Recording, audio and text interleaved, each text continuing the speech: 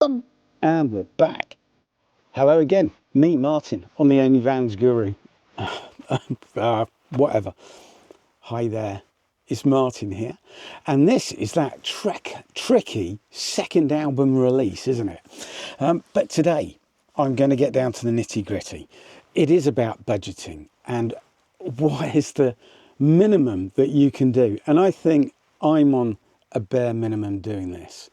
But every day I wake up and I've saved 70 quid every single day because those were the overall costs of living in a house with council, all of the bills, rent, mortgage, whatever.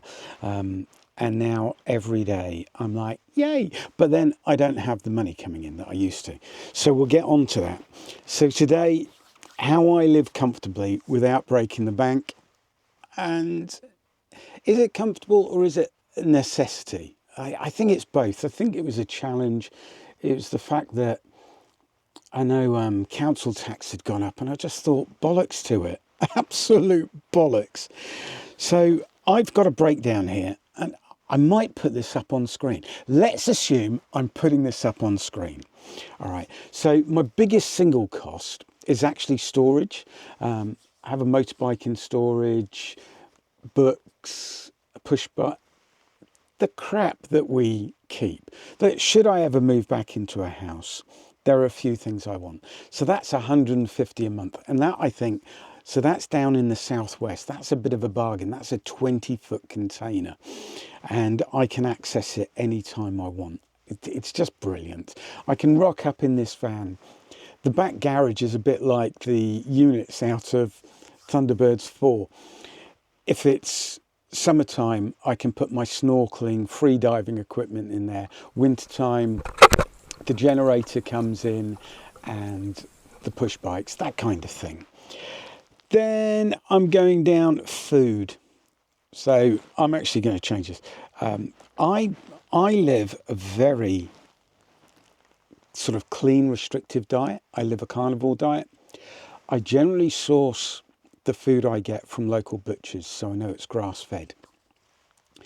But I've recently found Morrison's are doing brilliant braising steaks, and some of them, they're like £2.30 for a whole steak. It's an entire meal for me. And I eat basically one of those a day, sometimes two. I supplement it with a couple of hard-boiled eggs each day. But my monthly budget is at most £250 a month. That's minimal. It's frugal. I don't drink alcohol. I don't smoke. I drink either fresh water with a bit of that reduced sugar orange cordial, or I have come on, I can see it, I can't say it, those effervescent orange tablets, the vitamin C ones. Fuel each month, I've worked it out because I try not to travel that much. It's about £100. If I go away for an event, generally I'm being paid to be somewhere, so I'll get that on expenses. But generally it's £100.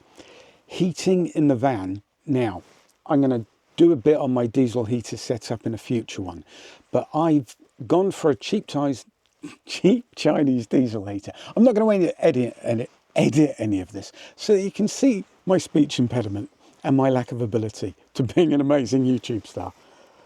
I have the fuel tank inside the van so that A, I can keep on top of how much I'm using when I do put it on, but B, I could use red diesel or kerosene. I haven't yet because it uses so little. I've got a 5 kilowatt and I put that on a cold morning before I get out of bed for 5 minutes.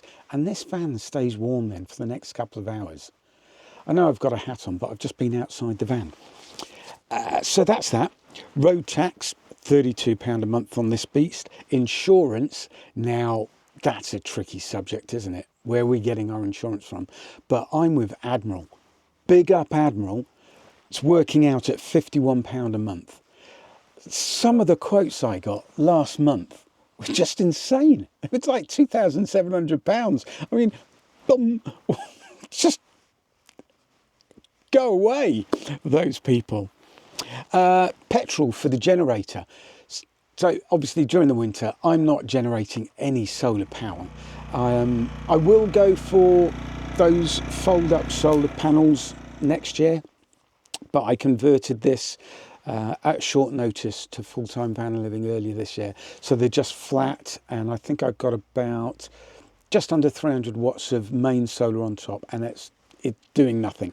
So I run the generator maybe every other day for an hour, and in that it might use 250 cc of, yeah, it's minimal. It's not a lot. Gym membership. I am on a paid one from last year, what I did in advance, but I'm going to be going probably with the Pure Gym franchise at about 25 quid a month next year, because they've got a lot around the country, and then I can base where I want to train if I need to go for a hot shower or even use a pool, that kind of thing. Mobile phone, I'm on Vodafone for my mobile, and that's 31 a year, and that's an all-you-can-eat data sim. And then I have internet on this TP link. Now I have an EE, and I will put a link in the show notes. That's a sim that I bought, which was paid up until January 2026, and you've got to keep looking at these things. Don't just buy the first one. Do it over a few weeks, because they go up and down in price, and some bargains come out. And mine worked out about £13.50 a month, and it's unlimited, and it won't go up. You pay for it as a block before you use it. It's a 4G one, but some places I'm getting 130 megabyte downloads.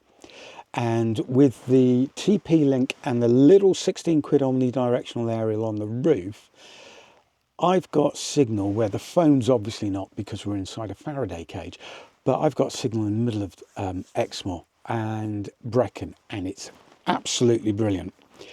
And then I put away 50 quid a month in savings, even though I do have a bit of a small nest egg.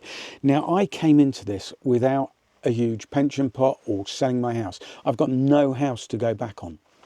My income is a very minimal NHS pension, because I lost a substantial chunk in my divorce and a lot else.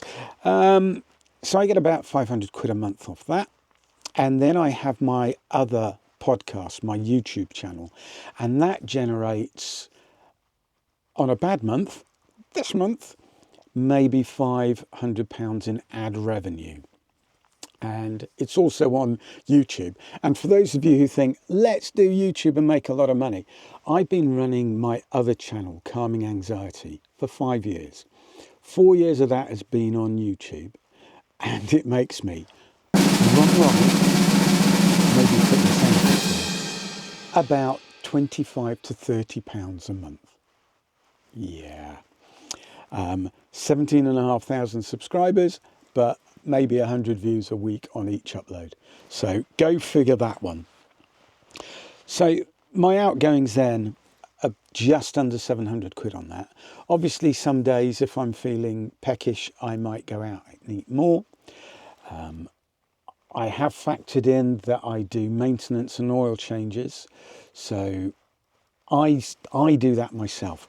All the bits in the van, I'm not a DIY enthusiast.